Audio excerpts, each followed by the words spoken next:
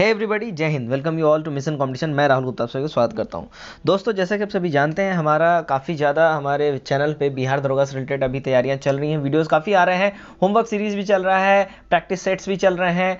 आप सब अगर हमारे होमवर्क सीरीज के बारे में आपको नहीं पता है तो मैं बता दूं, हमारे चैनल पे बिहार दरोगा 2021 पीटी के लिए होमवर्क सीरीज चल रहा है, जिसमें आप सम्मिलित होकर फ्री में घर बैठे बिहार दरोगा की तैयारी कर सकते हैं। और ये जो वीडियो है, ये होमवर्क सीरीज में एपिसोड नंबर 7 जो अपलोड किया गया था, जो उसमें होमवर्क दिया गया था, उससे रिलेटेड ही ये सारे टॉप 50 क्वेश्चंस के सेट हैं, जिसके माध्यम से आपका यहाँ पे टेस्ट लिया जा रहा है। तो चलिए बिना देरी के फटाफट से जो आज का ये वीडियो है हम इसको स्टार्ट करते हैं। वीडियो स्टार्ट करने से पहले मैं बता दूं, इस वीडियो का जो कट ऑफ मार्क्स होगा, इस टेस्ट का जो कट ऑफ मार्क्स होगा वो होगा 38 नंबर। तो आपने जरूर मैसेज करना है, कमेंट करना है कि आपने इसको टच करा या नहीं करा। चलिए, फर्स्ट क्वेश्चन है, प्राचीन भारतीय भौगोलिक मान्यता के अनुसार भारतवर्ष किस द्वीप का अंग था? तो भारतवर्ष जो है ना, देखिए जम्बू द्वीप का ये अंग था। ठीक है, सबसे पहले इंडिया शब्द का प्रयोग जो है ना ग्रीक भाषा में किया गया था, ये याद रखें।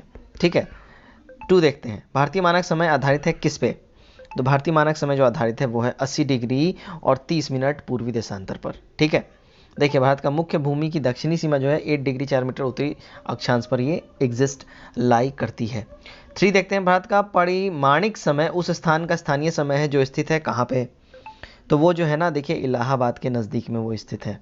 ठीक है, ऑप्शन नंबर सी हमारा सही हो जाएगा। इंडियन स्टैंडर्ड टाइम और ग्रीनविच मीन टाइम में जो है ना 5 घंटे 30 मिनट यानी 5.5 घंटे का डिफरेंस है। ठीक है, 4 देखते हैं, भारत का धूर दक्षिणी भाग की भूमध्य रेखा से दूरी इसकी कितनी है? तो इसकी जो दूरी है ना, देखिए 876 किलोमीटर है, याद रखें इसको। ठीक है, भारत की स्थलीय सीमा की बात करें तो उसकी जो दूरी हो जाएगी वो 15,200 किलोमीटर हो जाएगी। 5 देखते हैं, भारत की उत्तर से दक्षिण तक की लंबाई कितनी है? तो भारत की उत्तर से दक्षिण तक की लंबाई अगर पूछी जाए तो वो हो जाएगी 3,214 किलोमीटर। ऑप्शन नंबर बी हमारा सही हो जाएगा। और द्वीप सहित भारत के तट रेखा की भी लंबाई पूछी जाए तो 7,516.5 किलोमीटर ये हो जाएगा। ठीक है, नेक्स्ट देखते हैं क्वेश्चन नंबर 6, भारत की पूर्व से पश्चिम तक की लंबाई कितनी है? तो भारत की पूर्व से पश्चिम तक की जो लंबाई की अगर बात की जाए तो वो हो जाएगा हमारा 2,933 किलोमीटर। ठीक है, भारत की तट रेखा की लंबाई की बात की जाए तो ये लगभग 6100 किलोमीटर इसकी लंबाई हो जाएगी। 7 देखते हैं, भारत का क्षेत्रफल विश्व के कुल भौगोलिक क्षेत्रफल का कितना है? तो भारत का क्षेत्रफल विश्व के कुल भौगोलिक क्षेत्रफल की बात की जाए तो वो हो जाएगा 2.4%। ऑप्शन नंबर बी सही हो जाएगा हमारा। देखिए, भारत के कुल क्षेत्रफल का जो 10.7% भाग जो है वो पर्वतीय एरिया है। ठीक है, और मध्य समुद्र तल से 2135 मीटर या अधिक ऊंचाई के अंतर्गत ये सारे आते हैं। 8 देखते हैं, संपूर्ण भारत के कितने प्रतिशत भूभाग पर पर्वत और पहाड़ियों का विस्तार पाया जाता है? तो संपूर्ण भारत में जो है ना, देखिए 29.3% भूभाग पर पर्वत और पहाड़ियों का यहाँ विस्तार पाया जाता है। और संपूर्ण भारत के 27.7% भूभाग पर पठार का विस्तार पाया जाता है। और संपूर्ण भारत के 43% भूभाग पर मैदानी एरिया का विस्तार यहाँ पाया जाता है। 9 देखते हैं, भारत का संलग्न क्षेत्र प्रादेशिक जल सीमा के आगे कितने समुद्री मील तक की दूरी तक है?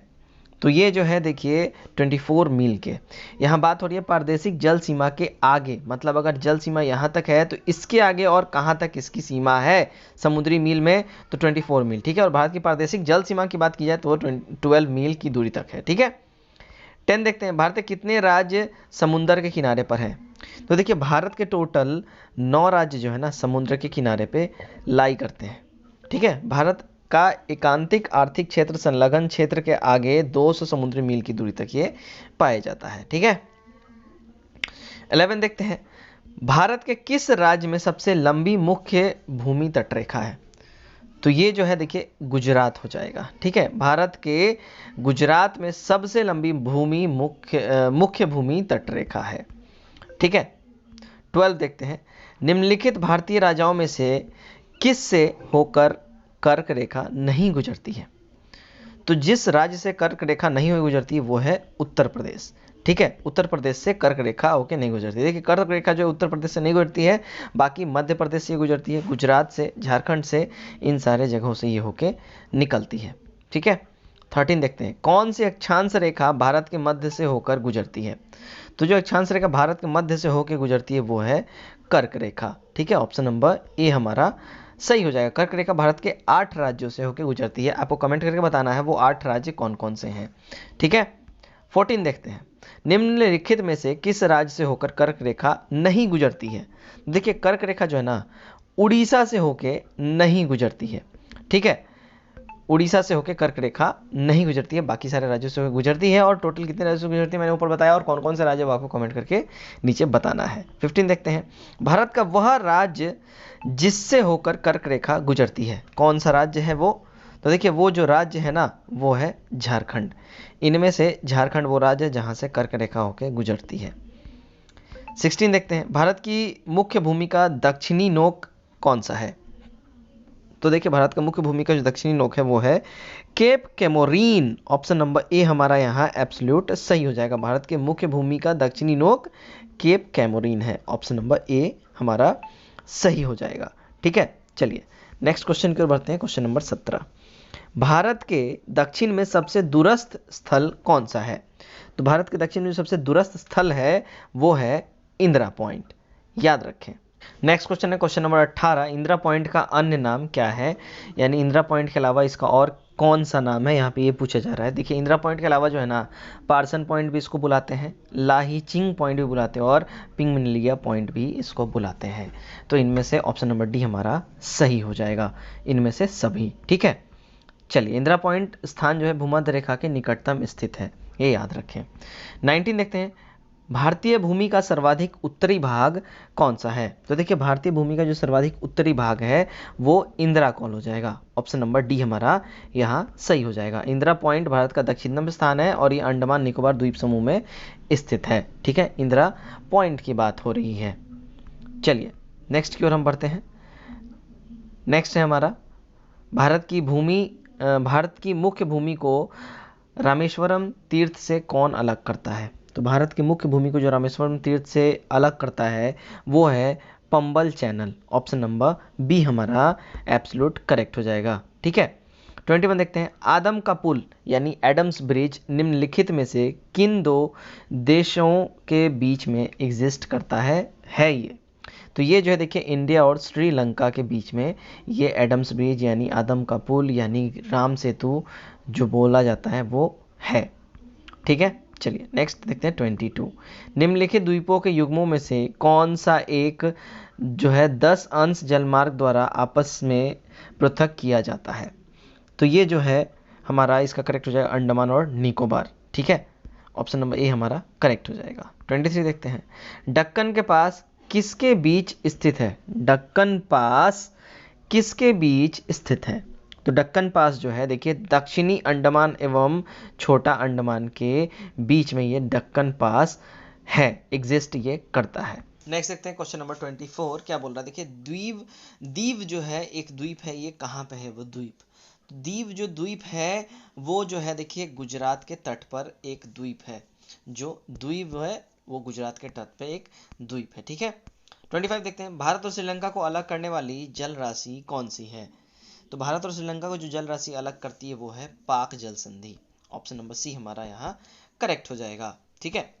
नेक्स्ट देखते हैं 26, कार्य का मात्रक क्या है। कार्य का मात्रक यहाँ पे क्या है, यहाँ पे ये बताना है। तो ये कार्य का जो मात्रक होता है वो होता है जूल। ऑप्शन नंबर ए यहाँ सही हो जाएगा।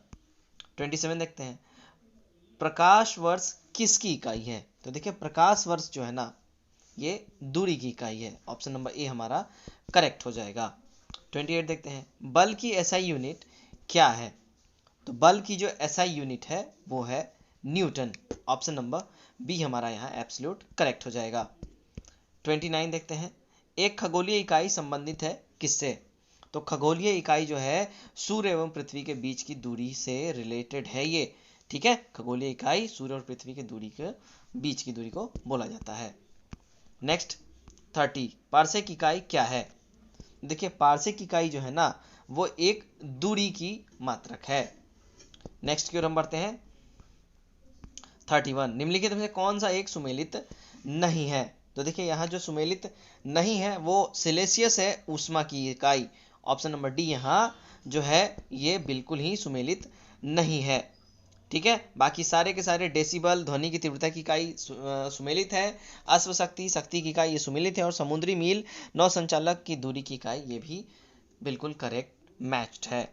32 देखते हैं, ल्यूमेन किसका मात्रक है? तो ल्यूमेन जो है देखिए ये ज्योति फ्लक्स का ये मात्रक है। ऑप्शन नंबर बी हमारा करेक्ट हो जाएगा। नेक्स्ट की ओर बढ़ते हैं। 33 भौतिक मात्रा ज्योति की इकाई क्या है? तो भौतिक मात्रा ज्योति की जो इकाई जो हो जाएगी वो लक्स हो जाएगी। ऑप्शन नंबर सी हमारा करेक्ट हो जाएगा। नेक्स्ट की ओर हम बढ़ते हैं। नेक्स्ट है पास्कल इकाई क्या है? तो पास्कल इकाई जो है दाब की इकाई है। ऑप्शन नंबर बी हमारा करेक्ट हो जाएगा। पास्कल इकाई दाब की इकाई है। 35 कैंडेला मात्रक है किसका? तो देखिए कैंडेला जो मात्रक है ना वो ज्योति तीव्रता का मात्रक है कैंडेला। ठीक है, चलिए नेक्स्ट क्वेश्चन की ओर बढ़ते हैं। 36 ऊर्जा की एसआई इकाई क्या है? तो ऊर्जा की जो एसआई इकाई है वो है जूल। ऑप्शन नंबर ए यहाँ पे हमारा एब्सोल्यूट करेक्ट हो जाएगा। राइट, नेक्स्ट की ओर बढ़ते हैं। 37 चुंबकीय क्षेत्र की माप की इकाई क्या है? तो चुंबकीय क्षेत्र की जो माप की इकाई हो जाएगी वो हो जाएगा टेस्ला। ध्यान रखें यहाँ पे चुंबकीय क्षेत्र की माप की इकाई हो रही है तो यहाँ टेस्ला हमारा ये इकाई हो जाएगा। ऑप्शन नंबर ए करेक्ट हो जाएगा। 38 यंग प्रत्यास्थता गुणांक का एसआई मात्रक क्या हो जाएगा? तो इसका जो यंग प्रत्यास्थता गुणांक का जो एसआई मात्रक हो जाएगा वो हो जाएगा न्यूटन मीटर स्क्वायर। याद रखें। 39 देखते हैं, शरीर का वजन किस पे डिपेंडेंट होता है? तो शरीर का जो वजन है देखिए ध्रुव पर अधिकतम होता है। ठीक है, ध्यान रखें जब आप ध्रुवों पर होंगे तो यहाँ पे आपका वेट अधिक होगा। ठीक है, चलिए नेक्स्ट की ओर हम बढ़ते हैं। 40 देखिए, व्यक्ति पृथ्वी की सतह की तुलना में चंद्रमा की सतह पर अधिक ऊंचा क्यों उछल सकता है? वो इसलिए उछल सकता है क्योंकि चंद्रमा में गुरुत्वाकर्षण के कारण त्वरण पृथ्वी की तुलना में कम होता है। ऑप्शन नंबर सी हमारा करेक्ट हो जाएगा। ठीक है, 41 देखते हैं, एक व्यक्ति एक दीवार को धक्का देता है पर उसे विस्थापित करने में असफल रहता है तो वह क्या करता है? ये जो है देखिए कोई भी कार्य नहीं है। ठीक है, ऑप्शन नंबर ए हमारा करेक्ट हो जाएगा। चलिए नेक्स्ट की ओर बढ़ते हैं। 42 पहाड़ी पर चढ़ता एक व्यक्ति आगे की ओर झुक जाता है, वो क्यों ऐसा करता है, क्यों झुकता है, इससे उसको क्या लाभ होगा यहाँ ये बताना है। तो यहाँ जो है स्थायित्व बढ़ाने के लिए यानी स्टेबिलिटी को और ज़्यादा मजबूत करने के लिए, अपने पैरों की ग्रिप को और ज़्यादा मजबूत करने के लिए पहाड़ों की चढ़ाई पर चढ़ते हुए इंसान आगे की ओर झुकता है। नेक्स्ट की ओर बढ़ते हैं। 43 जाड़े की रात में अत्यधिक ठंड पड़ने पर पानी की पाइप फट जाती है, ऐसा क्यों होता है?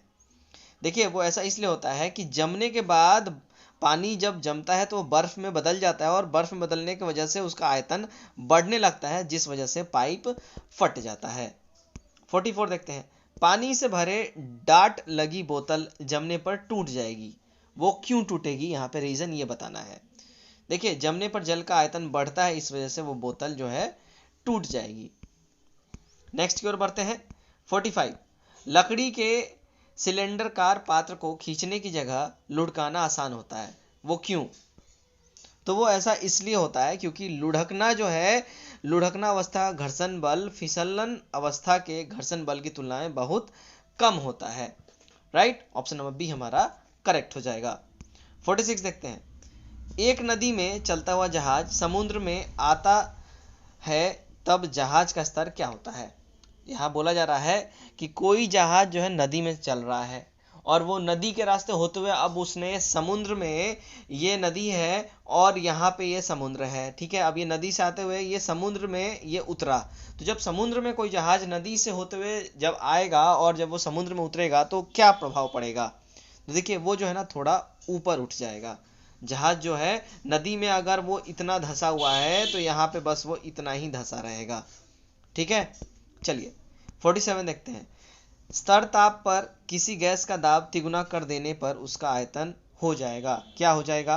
तो उसका आयतन जो है वो तिहाई हो जाएगा। ऑप्शन नंबर ए हमारा करेक्ट हो जाएगा। नेक्स्ट देखते हैं क्वेश्चन नंबर 48, एक गैस के विसरण की दर किस पे डिपेंडेंट होती है? तो वो जो है देखिए अनुभार के वर्गमूलों के व्युत्क्रमानुपाती होती है। ऑप्शन नंबर डी हमारा करेक्ट हो जाएगा। नेक्स्ट 49 देखते हैं, परम शून्य ताप क्या है? तो परम शून्य ताप जो है देखिए सैद्धांतिक रूप से जो है ना यहाँ पे न्यूनतम संभव ताप को माना जाता है परम शून्य ताप। ठीक है, ऑप्शन नंबर बी हमारा करेक्ट हो जाएगा। नेक्स्ट की ओर बढ़ते हैं, क्वेश्चन नंबर 50 जो कि आज का हमारा आखिरी क्वेश्चन है। निम्नलिखित में से कौन सा नियम जो है गैसों से संबंधित नहीं है? तो यहाँ जो है देखिए फैराडे का नियम जो है ये गैसों से रिलेटेड बिल्कुल भी नहीं है, बाकी सारे गैसों से रिलेटेड हैं। बॉयल का नियम, चार्ल्स का नियम और गे-सुलाक का नियम। तो दोस्तों ये था आज का हमारा टॉप 50 क्वेश्चंस जो कि होमवर्क सीरीज से रिलेटेड था। उम्मीद करता हूँ वीडियो आप लोगों को पसंद आया। वीडियो कैसा लगा कमेंट करके जरूर बताएं। आपने इसके कट ऑफ 38 मार्क्स को टच करा या नहीं करा वो भी कमेंट करके जरूर बताएं, और अच्छा लगा हो तो वीडियो को ज़्यादा से ज़्यादा शेयर करें। तो आज के लिए बस इतना ही। Till then take care, bye bye and God bless you all.